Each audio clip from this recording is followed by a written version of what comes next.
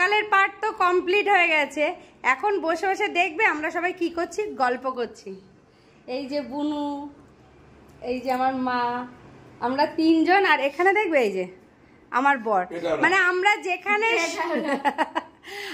যেখানে গল্প করবো সেখানে আমার বর থাকবেই, মানে ও বসবে। এই দেখো বসে পড়ছে, এই দেখো, এই দেখো, মানে আমাদের সাথেও থাকতেই হবে।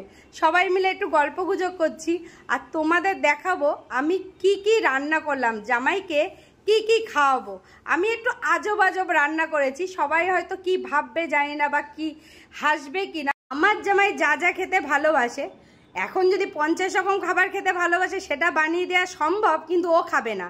আমি যেটুকখানি বানিয়েছি সেটুকখানি খাবে কিনা আমার সন্দেহ, কিন্তু ও যেগুলো ভালোবাসে তার থেকে যেগুলো খুব ভালো খায় সেগুলো বানানোর চেষ্টা করেছি। চলো তাহলে তোমরা দেখে নাও আমি কি কি রান্না করেছি আমার জামাইয়ের জন্য।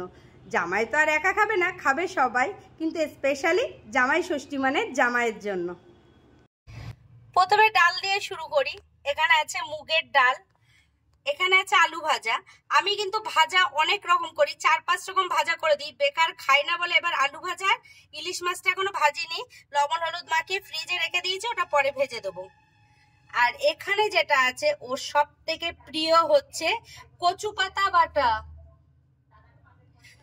আর আছে এখানে চাটনি, এখানে ফিরনি করেছি, এই যে আমার জামাইয়ের জন্য তোলা আছে ফিরনি, এখানে পাঁপড়।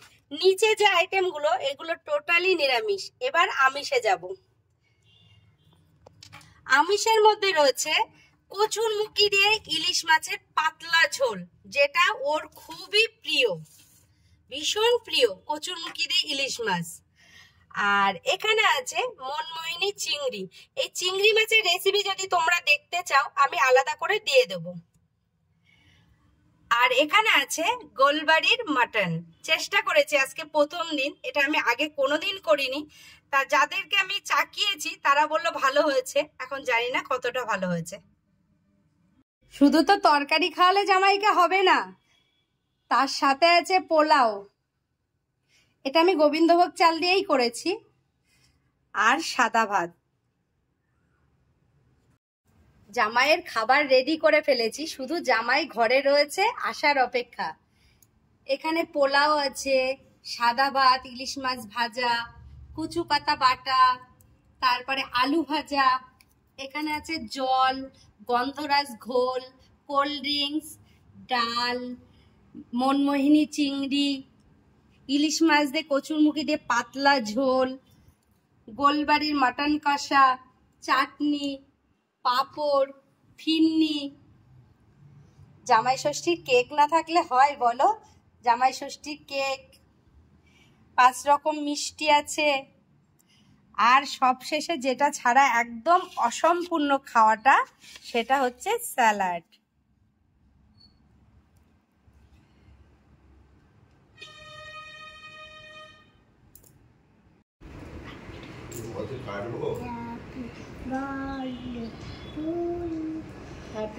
খেতে বসেছে।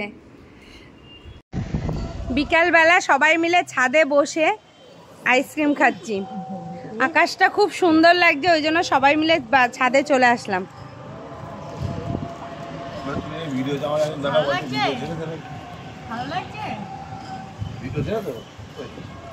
সারাদিন তো অনেক কিছু খাওয়া দাওয়া হয়েছে, সন্ধ্যাবেলার টিফিন চাউমিন।